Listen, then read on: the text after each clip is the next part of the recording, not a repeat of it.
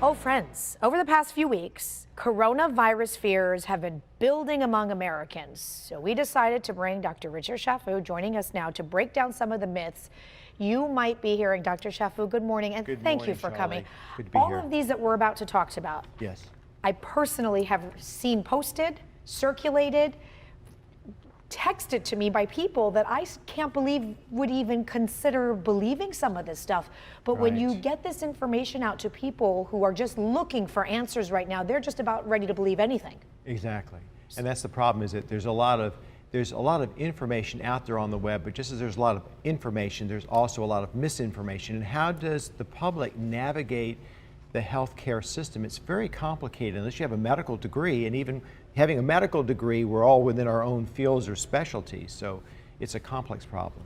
Can we go through some of these? We can. And let's Yes. talk about it. And then friends, if you've seen any of your friends or family posting and talking, you can just call them and say, don't do that again.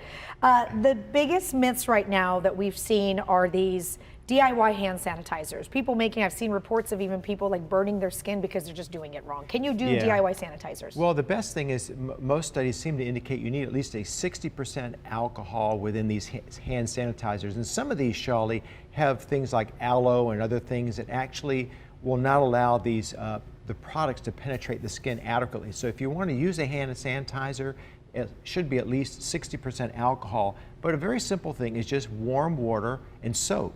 20 seconds of warm water and soap. Any soap. Any it doesn't soap. need to be It antibacterial. doesn't need soap. antibacterial. The concept is that you're ridding the viral load off of the surface that you're getting from a contact surface, which is one of the ways it can be spread.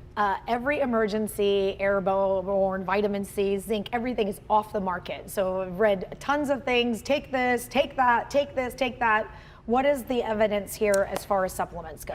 So it's weak, and again, we're learning more and more about this virus as time goes on, but there's no direct link between these. So you want to take supplements or vitamins, it's fine, but it's not necessarily going to protect you against something like the coronavirus. What about boosting your immunity? So our immune systems overall are pretty healthy, and the concept of boosting your immunity, again, is not a lot of evidence based on that.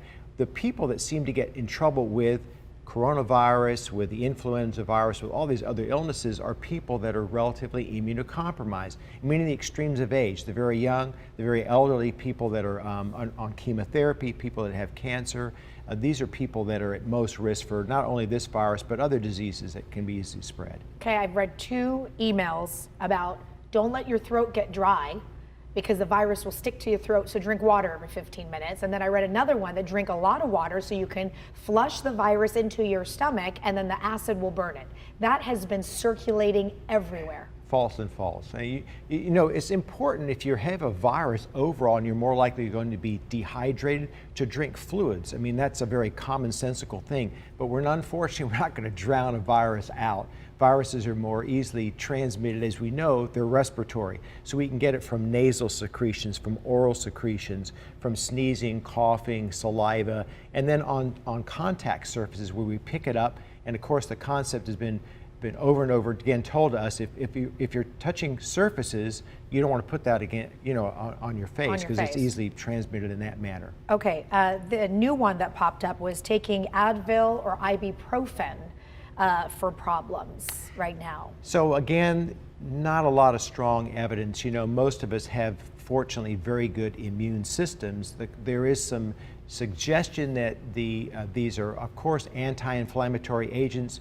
I'm not sure there's strong evidence that supports that it diminishes our immune system. You know, it makes sense if you're not feeling well, you're having some GI upset, you'd probably be better taking Tylenol versus an NSAID like Motrin, because you can take the Tylenol on an empty stomach, whereas a Motrin is more likely to irritate your stomach more and make it worse. Okay, back to the basics. Here is what we do know works. It is do what. It's very basic. Right, so I mean the commonsensical things are that we want to wash our hands frequently. Okay. We want to be able to avoid close contact, that social distancing we've talked about.